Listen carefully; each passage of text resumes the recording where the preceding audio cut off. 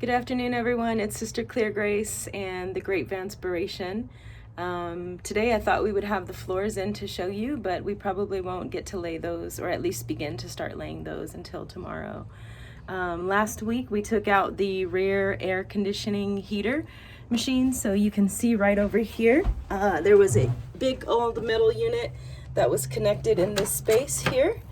And this had left us a big hole in the floor, which I'm going to seal that off, probably with some sheet metal. And I had to disconnect these tubes here. You can see the electrical that was left over. I'll probably just end up cutting this out once I make sure that it doesn't go to anything. These are the tubes of the radiator and the coolant or antifreeze, whatever you call that stuff that goes into the rear air conditioning. So this weekend we will follow these lines all the way behind the rear view up into the doghouse, which is the front compartment of the engine, and we will remove those tubes and then clamp them off, blocking the front AC from the back AC, and then we will go into the mechanic possibly and have it recharged. Or if I have time, I'll watch a couple more YouTube videos for all of those do-it-yourselfers so that I can possibly recharge the unit myself. We'll see how that goes with cost. So anyways, I was also filling some holes in the van today, or attempting to fill some holes, because we're preparing to do the insulation this week. And I had a foam gun explosion. So you can see here all over the old carpet.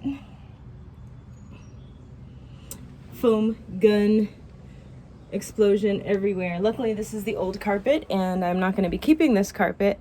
I am just laying it out so that I can have a trace, a frame to trace on the plywood. We got a 1/2 inch of birch plywood at a really good price. Really enjoyed going out to the Scrounger's Paradise. Lots of wonderful and helpful people out there, and a great place to visit. So I also wanted to show you these wheel wells that I had been working on. It took me all of good 6 or 7 hours to clean off all of the adhesive that was on here. I do have before pictures, which I will add. And now they look good as new.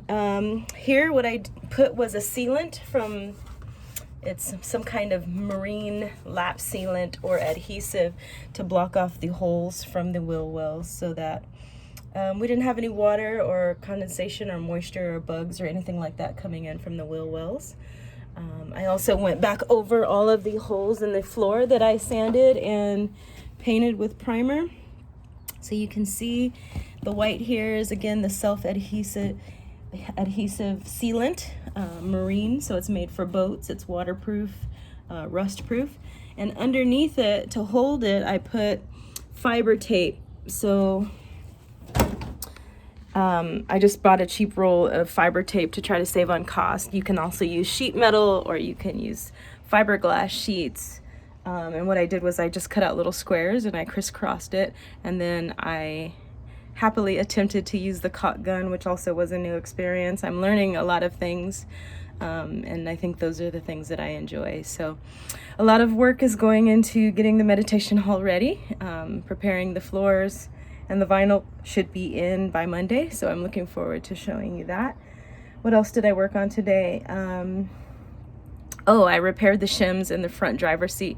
So the front driver's seat had this jerk to it where it was going back and forth, like if you came to a stop, it had this little bit of jerking motion. It wasn't anything that was outrageous or scary or anything like that, but it was certainly noticeable, and I wanted to get it fixed. So I watched this really wonderful YouTube video that showed me how to order a set of $10 shims and replace those. So I took apart the driver's seat and took out the electrical, removed the gear that had the damaged shims on both sides, and I replaced all of those and put those back in. I did have 2 extra pieces left over. What did my friend John said? He said they're just more efficient now. So I haven't needed those 2 pieces. One of them is irrelevant. The other one, I'm not quite sure what it went to. And I also got a solar Renogy battery in this week. So I just want to show everybody the battery that we have, working closely with Renogy. See, I don't know if you can see that. I don't quite have the right tools yet for vlogging, but that will change once we get the meditation hall up and running and together. So anyways, this is a 200 amp hour 12 volt hybrid Renogy deep cycle battery, and I'm hearing that I need at least 2 of those. It's 130 pounds and they're quite expensive. So at the moment I just have one, and I have one solar panel at 175 watts.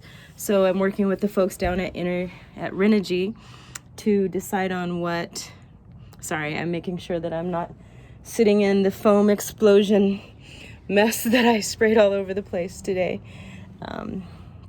Yeah, I don't want to mess up a good pair of robes that I have. Anyways, so working close with the people at Renogy to see how much my load and the van build is going to need to carry.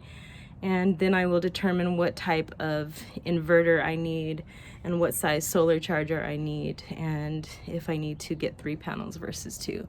So hopefully they come back and say that I only need 2 solar panels and 1 battery. That would save a lot on weight and also on cost. But again, to be more efficient and run 12 volt appliances, I'm going to try to get the solar up front. The bathroom is almost complete as far as having all of the things that I need to have. So right now the focus is electricity, working on making sure I have an inverter, a solar charge, a solar charger, and a fuse box. Of course, the wiring, I think it's 12 gauge, 14 gauge, and maybe some 8 gauge wiring that I'm gonna need. The max fan is here, the solar panel is here, the battery is here. So those are the next things that I'm gonna need in order to determine electricity, because the toilet is on the way. And then once we get through electricity, we'll be moving on to the kitchen. So hopefully you just enjoyed that little check-in. I hope that these videos get better and more frequent, and that I learn to figure out what it is that I'm doing here and have the tools that we need to make this happen and bring it to all of you. Anyway, Sister Claire Grace bowing out, and I'm so grateful for all of you and for the support and for the help on this journey. I'm really anxious to get the van rolling and to